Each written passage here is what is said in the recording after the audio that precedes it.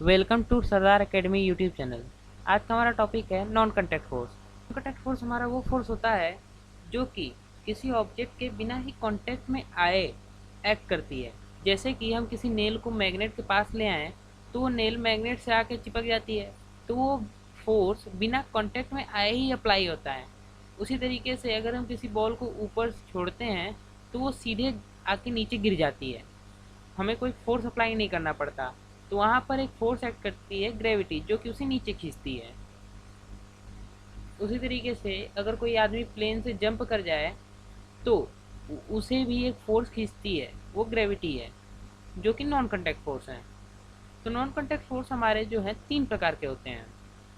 पहला gravitational force, दूसरा magnetic force, तीसरा इलेक्ट्रोस्टैटिक फोर्स। चलिए हम पहला देखते हैं, ग्रेविटेशनल फोर्स। तो ग्रेविटेशनल फोर्स हमारा वो फोर्स होता है जो कि किसी भी दो मासेस के बीच में अप्लाई होती है। जैसे हमारे पास कोई एक दो ऑब्जेक्ट है, तो दो ऑब्जेक्ट आपस में पुलिंग फोर्स अप्लाई करेंगे ही करेंगे, जो कि होता है ग्रेविटेशनल फोर्स। और जो ग्रेविटेशनल फोर्स है ये वीकेस्ट फोर्स इन नेचर है, इससे वीक फोर्स और कोई नहीं है। जैसे कि मान लीजिए, इस बात को समझने के लिए कि आपके पास कोई आदमी खड़ा है, तो आपके और उस आदमी के बीच में भी एक फोर्स अप्लाई होता है जो कि है ग्रेविटेशनल फोर्स। पर आप दोनों चिपकते नहीं हैं, क्योंकि ग्रेविटेशनल फोर्स बहुत ही वीक होता है। जबकि यही जो धरती है, धरती जो कि बहुत बड़ी है, वो आपको अपनी तरफ खींचती है। वो भी एक ग्रेविटेशनल फोर्स ही है, जिसे हम ग्रेविटी कहते हैं।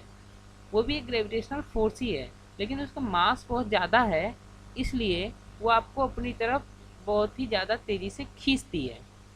अगर हमें ग्रेविटेशनल फोर्स निकालना है तो उसके लिए हमारे पास एक फार्मूला है, F is equal to G m1m2/r²।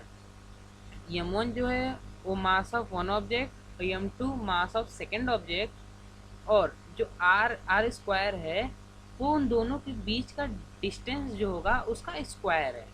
और यहाँ पे जो जी है वो एक यूनिवर्सल कांस्टेंट है, जिसे हम ग्रेविटेशनल कांस्टेंट कहते हैं, जिसकी वैल्यू होती है 6.674 इंटू 10⁻⁻11।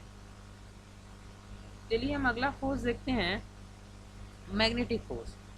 तो मैग्नेटिक फोर्स हमारा वो फोर्स होता है जो कि किसी मैग्नेट के द्वारा अप्लाई किया जाता है, आयरन, कोबाल्ट एंड निकल पर, या फिर मैग्नेट पर ही। जैसे कि अगर हम किसी मैग्नेट से कॉइन को पुल करते हैं तो वहाँ पर एक फोर्स अप्लाई होगा और जो कॉइन है वो मैग्नेट से आके चिपक जाएगा। तो मैग्नेट जो है वो पहले एक फील्ड बनाता है, उस फील्ड में अगर आयरन, कोबाल्ट, निकल या फिर कोई मैग्नेट आए तो वो मैग्नेट उस ऑब्जेक्ट पर फोर्स अप्लाई करेगा। तो मैग्नेट तो ये जो फोर्स अप्लाई करता है, इस फिनोमेनन को हम कहते हैं मैग्नेटिज्म। चलिए अगला फोर्स देखते हैं, इलेक्ट्रोस्टैटिक फोर्स। इलेक्ट्रोस्टैटिक फोर्स वो फोर्स होता है जो किसी चार्ज बॉडी के द्वारा अप्लाई किया जाता है। अब चार्ज बॉडी क्या होता है? चार्ज बॉडी हमारा, अगर हम किसी बलून को लें, अपने सर पर रब करें, तो बलून के कुछ इलेक्ट्रॉन आपके हेयर में आ जाएंगे, तो उस बलून पे पॉजिटिव चार्ज आ जाएगा। फिर अगर आप उसे किसी पेपर के पास ले जाते हैं तो उस पेपर को अपनी तरफ अट्रैक्ट कर लेगा। तो हम इसी फोर्स को, जो कि पेपर को अट्रैक्ट करता है, इसी फोर्स को हम कहते हैं इलेक्ट्रोस्टैटिक फोर्स।